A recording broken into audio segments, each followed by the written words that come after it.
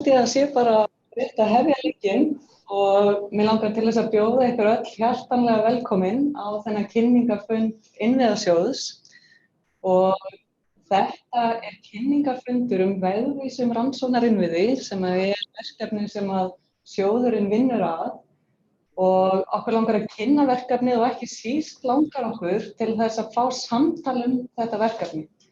Af því að þetta þróunarverkefni og samvinnuverkefni og okkur langar til þess að fá spurningar og vekja upp umræður. Og það spurning hvort að við vörpum á skjáinn glærusýningu af því að fundurinn fer þannig fram að ég ætla að hafa stutta kynningu þetta verkefni og mig langar til þess að biðja ykkur að hafa hljóðnemann ekki í gangi og meðan á því stendur. Og síðan í kjölfarið að þá hægt að varpa fram spurningum og biðja orðið og síðan hafa umræður. Og kannski við förum yfir. Sjálf heiti ég Margrét Helga Ögmundsdóttir og formaður stjórnarsjóðsins og hérna sitjum við með mældu millibili á milli okkar í þessu ástandi og það Sigríður Ólafsdóttir, það Gísli Hjálmtýsson og Hannes Jónsson og Ásdís Jónsdóttir bara alveg á leiðinni. Og við höfum verið, frá því fyrir áramót, þá höfum við verið að funda vinnu við gerð vegvísis sem að mun koma út núna í lok ársins og það hefur verið stjórnin og líka varastjórn sjóðsins sem Freygarður Þorsteinsson, Guðmundur Hálfdanarson, Kristín Jónsdóttir og Unnur Þorsteinsdóttir og auk þess formaður fagráðsins Magnús Þór Torfason. Þessi breiði hópur hefur fundað og núna langar okkur til þess að vekja upp samtal verkefnið og taka það áfram. Og umsjón með sjóðnum hefur Steinunn Sigríður Jakobsdóttir sem hefur líka verið í þessum umræðuhóp. Og þá held ég að sé rauninni rétt að spyrja þessar spurningar. Nú erum við að tala vegvísi, rannsóknarinnviði. Nú hvað þetta? Og í stuttu máli að þá þetta skjal sem að tilgreinir viðameiri innviðakjarna sem að lögð áhersla á að byggja upp. Og með innviðakjörnum að þar eigum við innviði sem að koma vel saman í rekstri, í þeim spurningum sem við spyrjum, þannig að vísindamenn og stofnanir komi saman í samvinnu að því að leyfa innviðunum að vinna saman.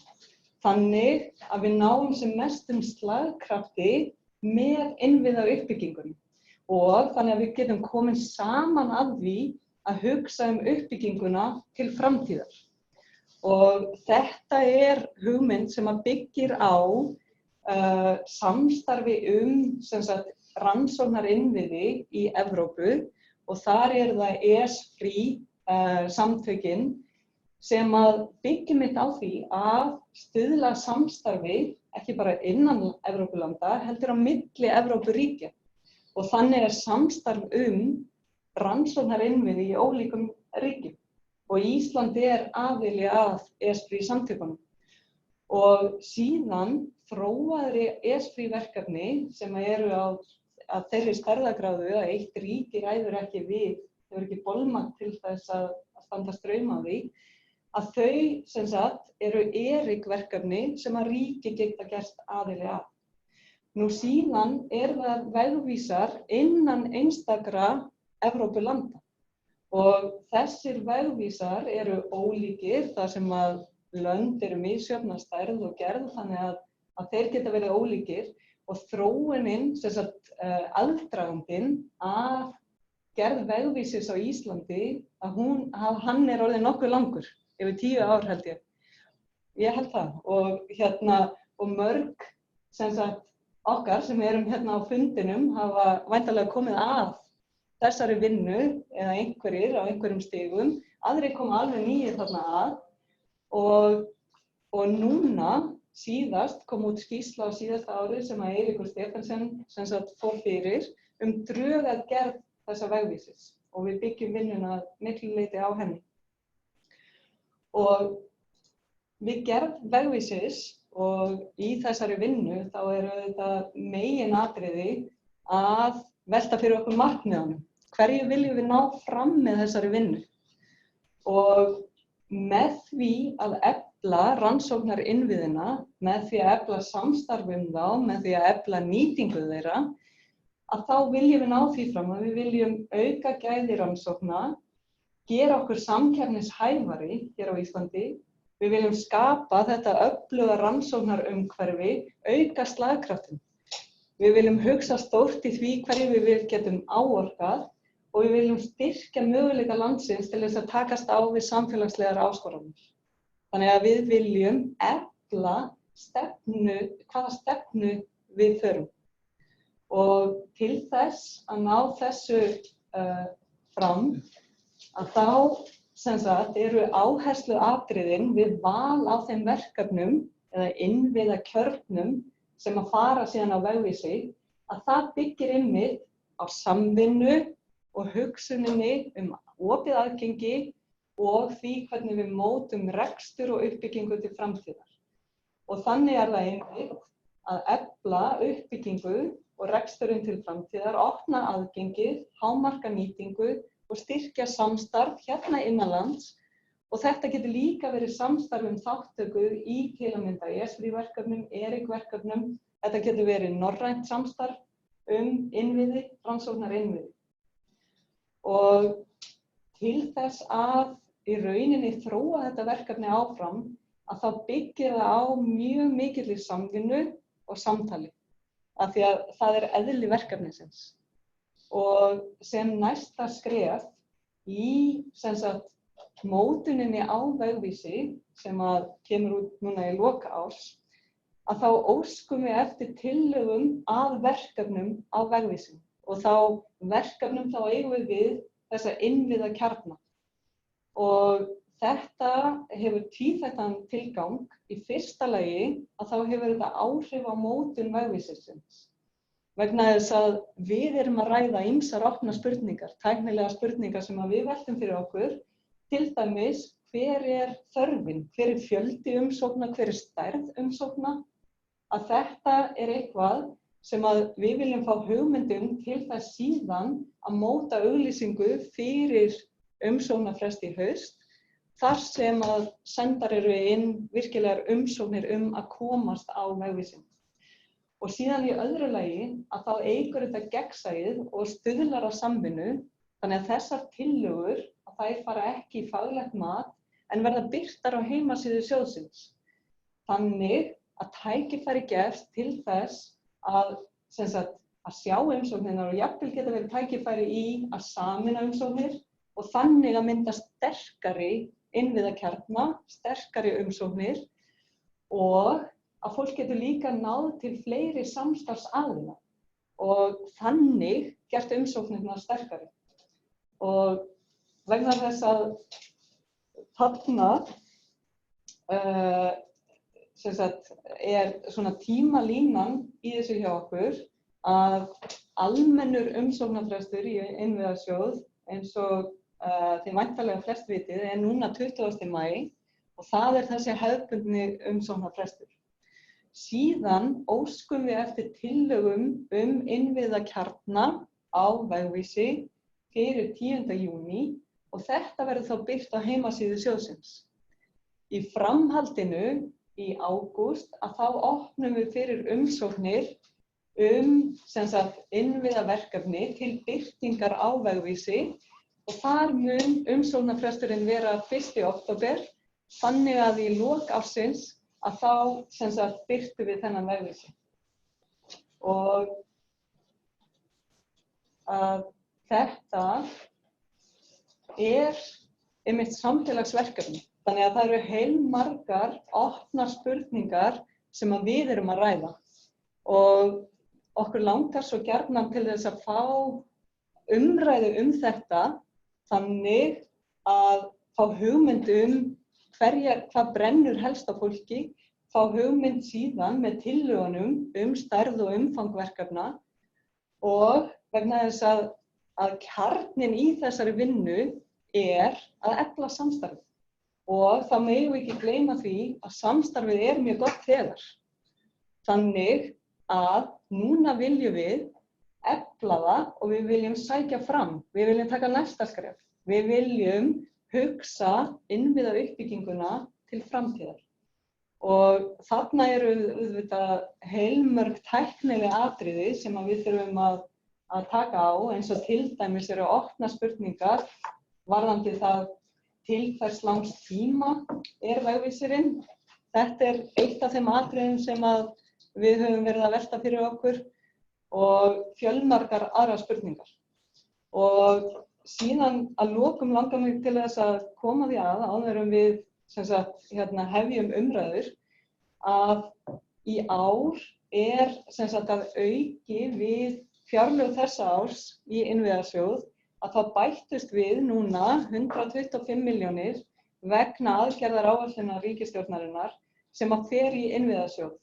Og þessir fjármunir fara þá í úthlutunina sem núna í vor og síðan þá atriði sem eftir á að ákveða hvort að hluti af fjármögnun þessa árs verður þá eftir til haustsins samhliða vegvísa verkefnum. En að við séum öll meðvituð þetta að það þarna þessir auka fjármunir í innviðasjóði þetta árið. En með þessu þá langaði mig eiginlega til þess að gefa orðið laust og ef þið gætuð, ef þið viljið koma með spurningu, ef þið viljið jafnvel bara koma með athugasemd, hugleiðingu, hvað sem að þá ef þið gætuð beðið orðið í spjallfræðinum. Já, það beðið hvort að umræðan getur verið á ensku þó að glærur séu á íslensku, það bara minnsta málið. So we will switch over to English so that everyone can participate. And so if we continue, so what we would like to do is to promote the discussion on the roadmap. And if you have a comment, then you can choose. You can speak Icelandic if you want to, but we can reply in English. And so if you have a comment, if you have a thought, you can both write it in the chat. But if you could ask for the word in the chat, that would be great. But if not, then we can continue the discussion here as well. So if we briefly go through this, our discussions is that for the roadmap, then it is this main idea of collaboration, of a future vision of how we want to construct our research infrastructure, and that we basically organize in such a way that we get the most out of it. This is the core of the roadmap idea. And basically our timeline is such that first we ask for a short description of proposals. So these are informal, and this is on the 10th of June that we ask for this.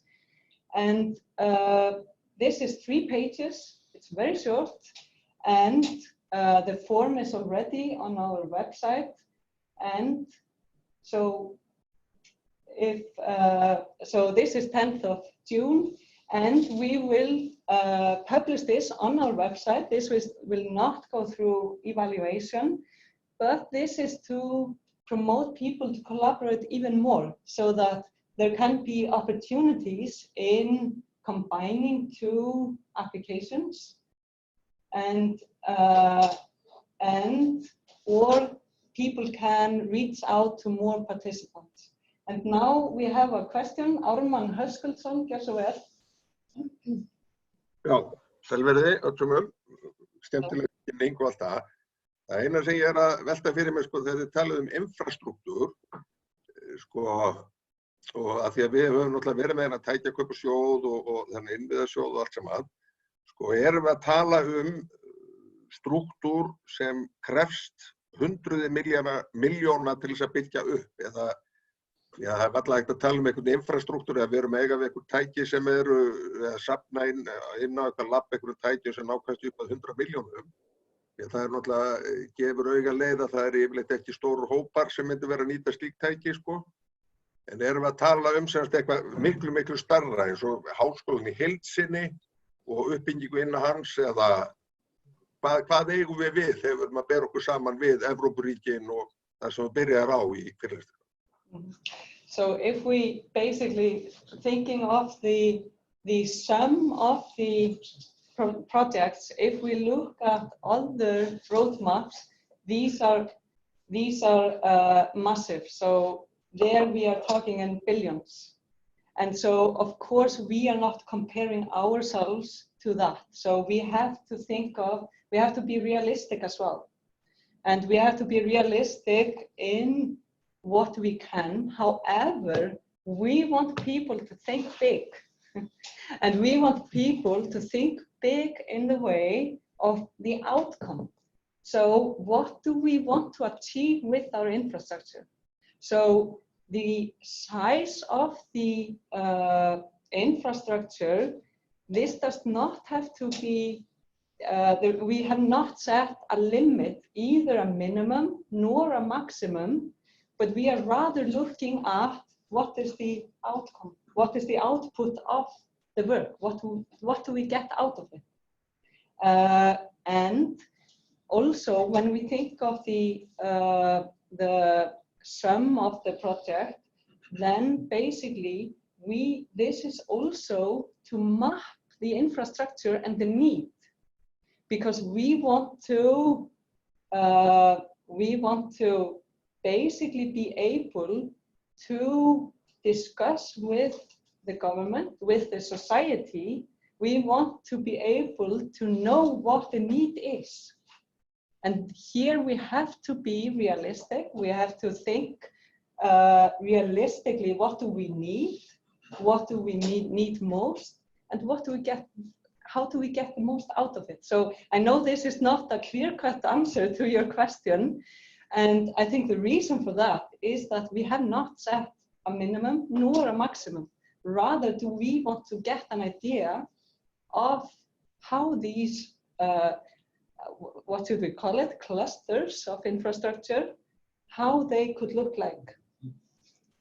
But as well known, the budget for the infrastructure fund is still only a little less than 300 million. But we are hoping that with this roadmap, we can actually push that up and get more funding. Exactly. But the amount now is 300 million. It's not going to increase unless we can somehow push that up later on. Exactly. And that has been the experience of other countries that have done our roadmap, that it sort of makes the infrastructure and the need for infrastructure more visible to outsiders, to the people who have the money, so that we can talk about infrastructure in a more structured way. We can inform people what research infrastructures are, because a lot of people just don't know why this is important.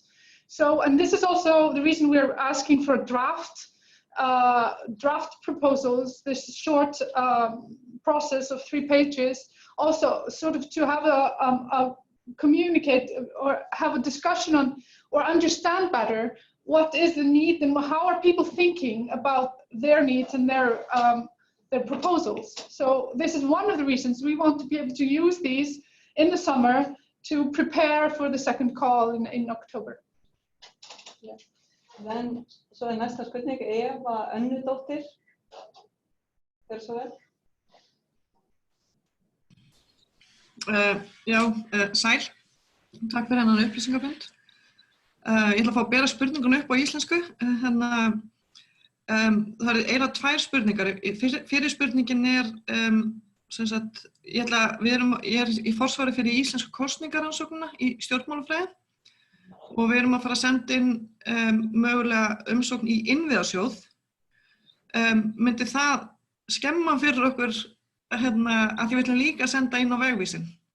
Þess myndi annað er að útiloka hitt. Alls ekki. Ok, þá er ég komið það svar. Hin spurningin að kannski þið ekki komið með þetta alveg niður á blað, en þegar maður sækir á vegvísinn, er hægt að vera með inn í þeirri umsókn að sækja sem sagt, fjármagn vegna launa. Sem sagt, launa, sem sagt, vinnu aðstoðarmanns eða rannsóknarmanns við innviðin.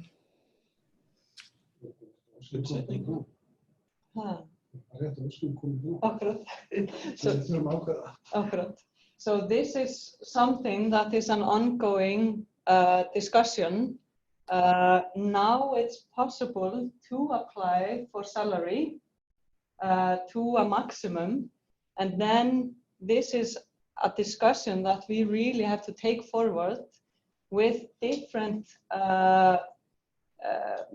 projects and different needs, how salary, what the maximum will be for salaries. And I think this for proposals or for these drafts, then these are also essential to actually see what the need is. Mm-hmm. Thank you.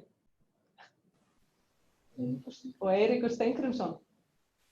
Já, ég með spurningu, sko, nú eru S-frí-verkefnin mörg og stór og gríðarlega mikilvæg, og það Ísland ekki partur af mörgum þeirra, en þá sjáið þið fyrir ykkur að til dæmis ef ég sækti og væri með einhverja svona innviðasjóðsverkefni, að þetta væri einhvern veginn tengt við þessi stóru ERIC S-frí-verkefni. Yeah, after. So the question is about S3 projects, and if it would be an advantage to, if an application or a project is linked to an S3 project. One of our goals is to increase Iceland's participation in international research infrastructures, which is mostly S3 projects. So no, it's not a requirement or anything like that, but we would certainly, we are looking forward to sort of, our goal is to increase this participation, so that would be very wonderful to see interest in S3 projects. But it's not a requirement or anything like that. But international collaboration is, of course, a positive. So I think, yeah. May I come with a follow-up then? Because the problem with the S3 project is that they cost an annual fee, and the annual fee would only be able to, I would only be able to pay that from some fund like this, or directly from the government even. So I'm just wondering about this link. Exactly. It remains like that it is the government and it is within the ministries where the decision is made. However, this participation of Iceland in these projects, there are now discussions on involving the infrastructure fund in the dialogue whether Iceland should participate or not. And as such, this links to the roadmap idea. As in many projects, it can be that, of course, number one thing is how can we make use of the infrastructure? Is it foreseen that the participation fee is such that that the use of the infrastructure will be important? And then I think this is highly important for us to participate in this infrastructure network. And as such, this dialogue through the infrastructure fund hopefully will promote such collaboration. Thank you. Guðrún? David, yeah, gjörðu svo vel. So how do we define infrastructure? Is it laboratory equipment, test sites, software? What can be included in the term infrastructure? This is a philosophical and a very good question that has exactly been the topic of this very group to discuss. And this indeed is not only something that we can do like this on, but this is this can be e-infrastructure. So infrastructure can be defined in a broader term rather than only equipment that is bought at one point. And this raises many questions on the ongoing work. For example, questions on whether projects should be basically funded not only for 1 year, but for several years, because the nature of the infrastructure can be very different. And so I think that there is an opportunity here in this roadmap work to actually take this discussion forward. And I think the participation in the ES3 discussions is extremely important for us, because these discussions there on defining infrastructure are so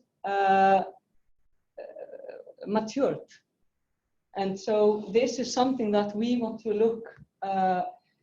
look for the experience in other countries as well. And in March, then we had planned to get Lars Christensen from Denmark, who oversees the infrastructure roadmap there, to come and speak in an open meeting. And this could not happen because of the COVID situation, but we still are planning to get him to do this. And because there are so many technical questions that we need to address. So I don't know if this answered your question or not. Maybe you want to add something to this? Yeah. Yes, thank you very much for answering my question. And I was just wondering, you know, if you're like a member of a research consortium, a European research consortium that consults the European Commission, would that be something that would go under infrastructure? And the other thing I was wondering is if we had a test site where we can demonstrate some of the expertise that we develop in Iceland, like goes from carbon sequestration to renewable energies. Did we have like a demonstration site like this where we can show foreign researchers and also foreign students? Sorry, David, the sound is not very good. There seems to be a feedback on your mic. Yeah.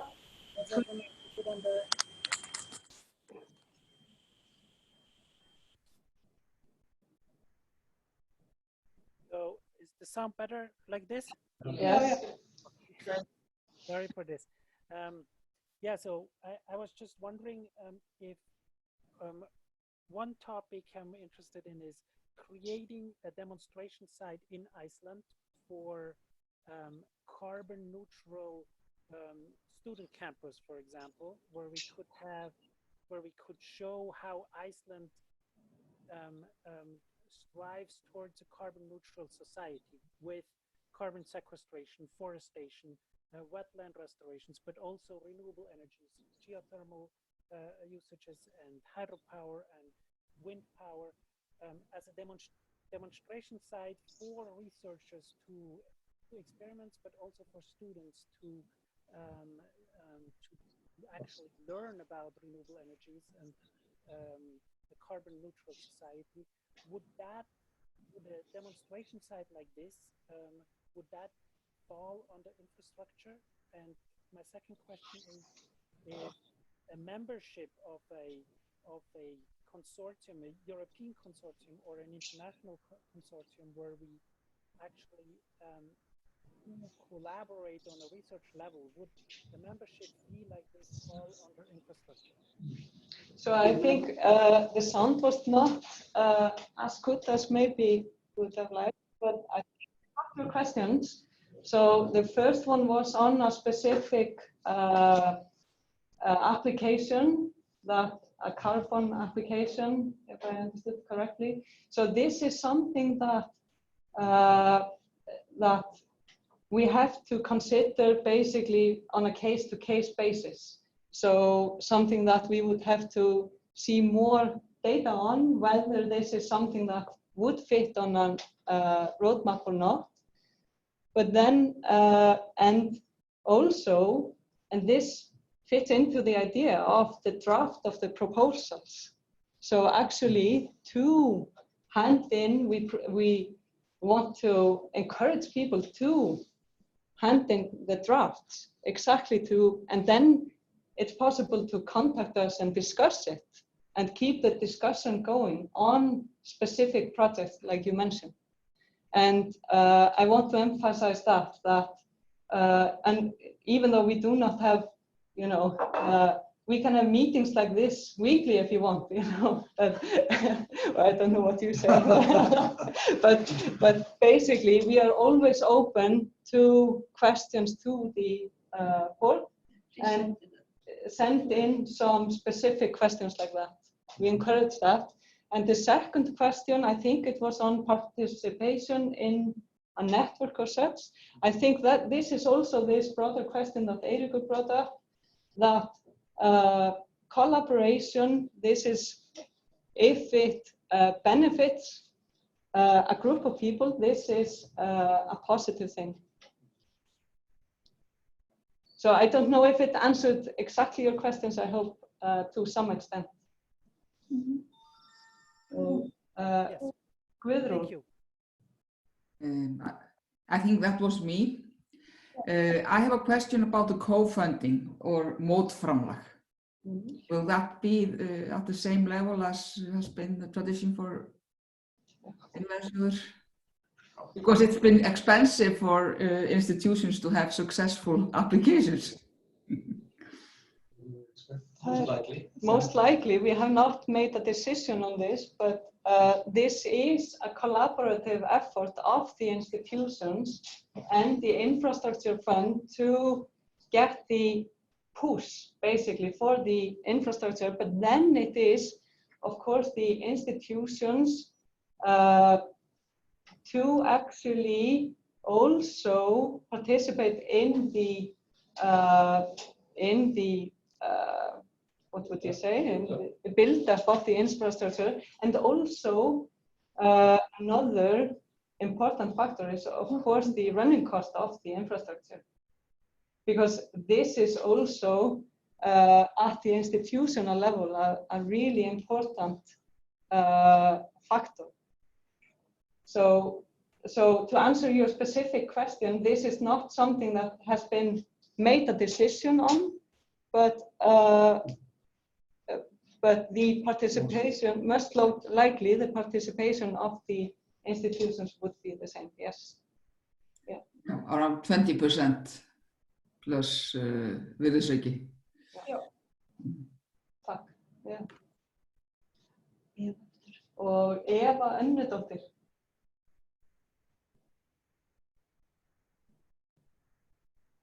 Það heyrist ekki í þér, Eva. Það taka hljóðnema. Ok, ég gerði öfugt. Ég með spurninga að þetta er kallað vegvísir og hvað er svo við enda vegvísinsins, sem sagt, ef maður sækir sem sagt, fyrir verkefni sem bara ætlað til framtíðar, sem sagt, alltaf ongoing, og þannig að komin eitthvað svona, liggur eitthvað fyrir, eða hefur verið eitthvað umræða það hvað liggur fyrir við vegalok? This, indeed, we have had this discussion, and this is something, what happens when does a roadmap project, does it end? And here, actually, we would like to also gain experience from other countries, because here we see it that we are building up the infrastructure within the institutions that then run within these institutions, and whether for how long they will be on a roadmap, this is an open question, really. Yeah. Do you want to add something? I think that we're expecting to see, great things in science, good things come out, good results, groundbreaking results. But hopefully, science continues to develop, and there is no end to this. Exactly. Yes. Yeah. Vel mælt. Sigríður Jónsdóttir. Hægt að fá kynninguna frá Danmörku í gegnum netfund eins og þennan. Yes.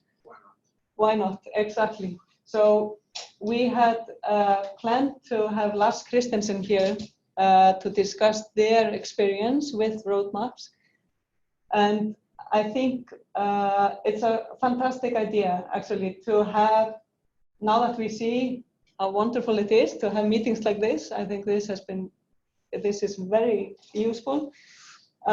We could maybe set up a meeting with Lars through Zoom or another software. I think this would be very valuable. Yeah, we can look into this. Thank you. Og þá það Kristín Oddbjörg. Gjörðu svo vel.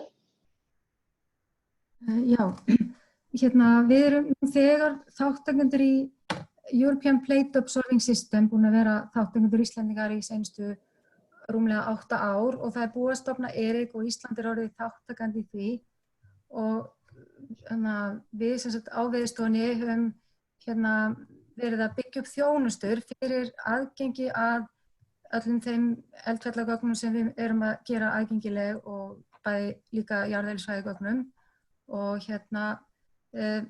umsókn í, sem sagt, við þurfum aðstoð við það að byggja upp almennilega þjónustur, við erum búin að byggja upp svona hvað segir maður, byrjunarþjónustur en það verður mjög erfitt að reka þetta fyrir stóra, mikinn fjölda eins og alla Evrópu eða bara allan heiminn, þetta verður aðgengilegt öllum allstaðar og spurningin er sem sagt umsókn sem við myndum, eða tillaga sem við myndum senda inn í þennan nýja innviðasjóð, þá myndum við vera að sækja stuðning við það að byggja upp þessa innviði með alvöru hardware og sem sagt líka rekstur til einhverja ára. Við munum líklega geta gert samning við EPOS ERIC að greiða fyrir hluta af þeim þjónustum sem eru svona vinsælastar fyrir þetta stóra batteri.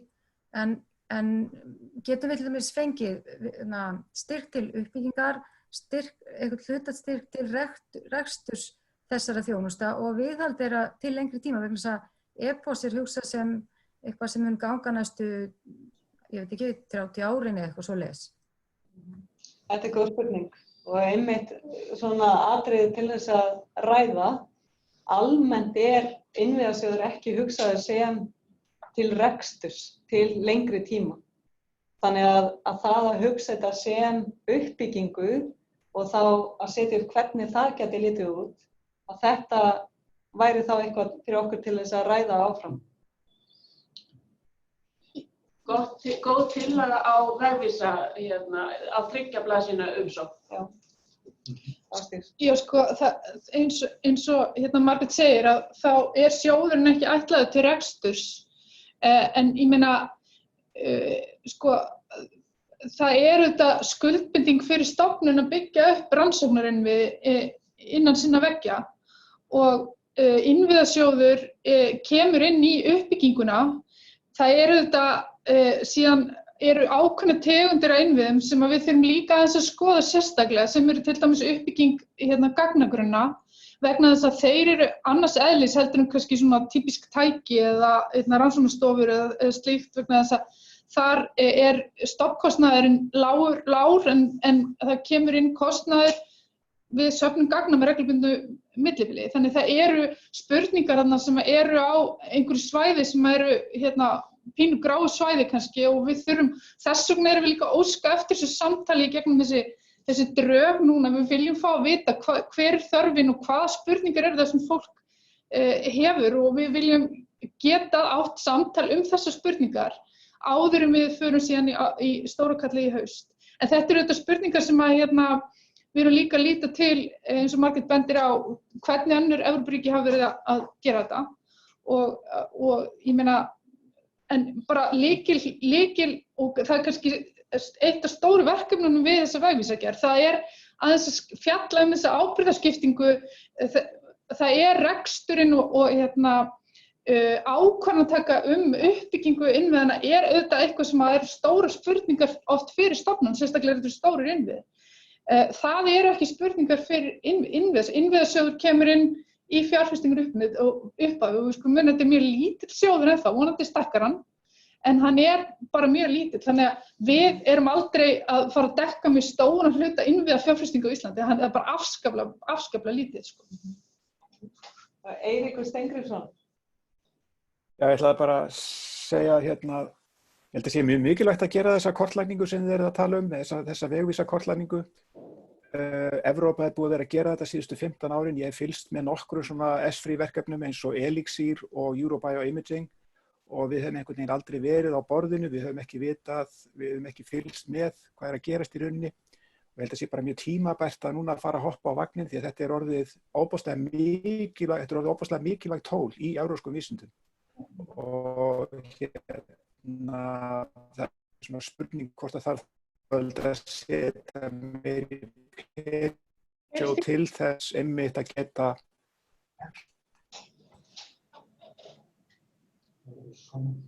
Nú ertu frosinn? Nei. Nú ég frosinn. Nú heyrst þér aftur.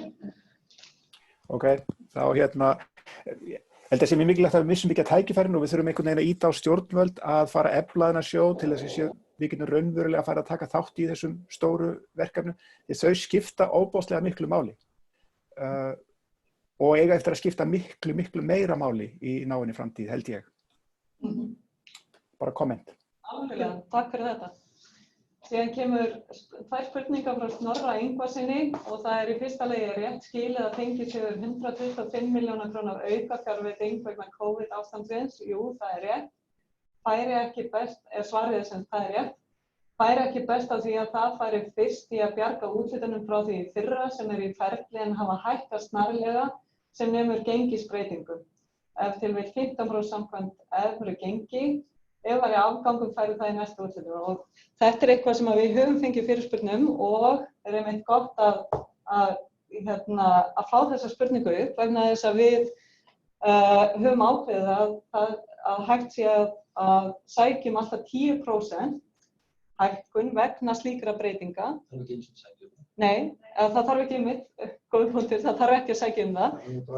Það akkurat, þannig ef það þessi hækkun, að þá einmitt búið að ákveða þetta að upp að 10% að þá dekki innviðasjóður það.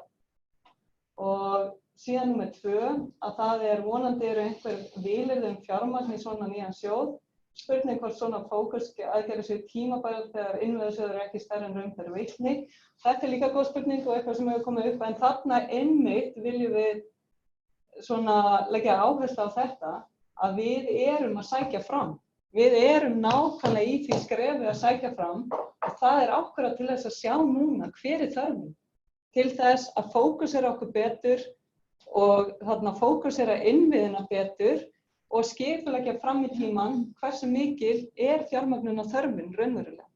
Og þannig þetta fyrsta skrefið okkar í að sækja fram og ef að þörfin á því, þá að stækka sjóðinn. Bara varðandi þetta, að þá þetta alltaf spurning hænuna og eggið og það hefur verið, við vitum ekki hvað framtíðin ber í skauti sér, en það hefur verið reynsla annarra ríkja að þegar það hefur verið farið í svona markvissa vegvísa vinnu, að þá hefur verið hægt að gera mikilvægi rannsóknirinn vera sýnilegri út fyrir þröngan hóp vísindamanna sem skilur þetta mjög vel af hverju þetta mikilvægt.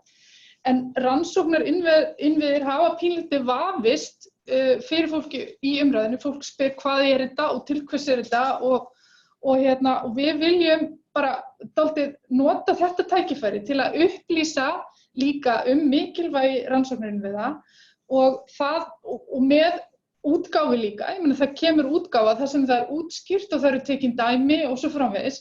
Og þetta hefur nýst öðrum og við náttúrulega erum með væntingar og vonum að það mun gera það líka hjá okkur. Já.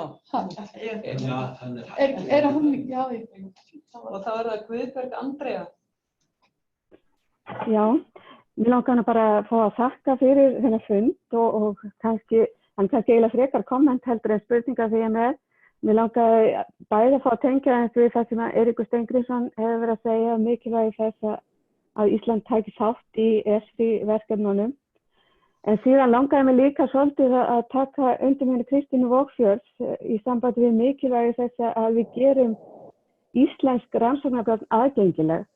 Og ég finn það svo ótrúlega sterkt núna því ég er þátttakandi í einu verkefni sem heitir EOSC Nordic og ég bara að leita að íslenskum gagnasöfnum sem eru svona fann að nálgast að vera það sem kalla FAIR.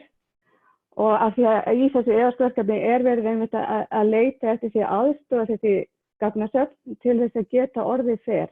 Þannig að það svo gífurlega mikilvægt og það svo mikilvægt af sérstökum íslenskum gögnum sem verður að safna á Veðurstofunni og fleiri í sambandi við bara jarðvísindi og fleira sem að svo mikilvægt að koma framfæri. Þannig að mér langar bara alveg fagna því alveg sérstaklega ef það hægt að reyna að koma okkar rannsóknargögnum á framfæri og setja því í opinn aðgang. Þannig að ég hlakka til að heyra hvernig þetta á eftir að þróast allt saman. Og langar kannski að spyrja svona bara hvort þið hafið einhverja hugmynd það hvenær þið gerir ráð fyrir því að vegvísirinn verði tilbúin, þannig að þetta dreifunum. Þannig að við gerum ráð fyrir, umsóknarfresturinn 1. október, þannig að við gerum ráð fyrir í nóvember umverulega að þá verði hann tilbúin. Þannig að það svona stefnan. Og takk kærlega fyrir þetta athugasemd. Tek undir þetta. Það spurning hvort að það séu fleiri sem vilja koma með athugasemdir eða spurningar sem eru ekki núna. Ef ekki, að þá held ég að við förum að þakka kærlega fyrir þennan fund sem hefur verið gríðarlega upplýsandi, finnst mér, og gaman að fá þessar umræður og ef óskað eftir því, þá getum við haldið fleiri svona fundi og þetta var algjörlega og þetta var frábær hugmynd að reyna að setja upp fund með Lars og fá svona innsýn í svona hverjar áskorunarnar og hafa verið hjá þeim í þessu ferli og í Danmörku og að því sögðu þá kannski Steinar vilja bæta einhverju við? Það kannski bara tillögurnar. Já. Að endilega senda inn sem flesta tillögur og við munum opna umsóknarkerfið til þess að skila þeim inn í gegnum þegar innræðstöður lokar, þar að segja eftir 20. maí. Eyðublaðið nú þegar á vefnum hjá okkur, svo það hægt að fara að fylla inn þó að maður sendi það ekki inn strax. Og það verður opið sem frá 22. maí og fram til 10. júní og endilega senda inn sem flesta tillögur. Algjörlega og höldum þessu samtali áfram og hafið endilega samband við okkur varðandi hvað sem brennur á ykkur.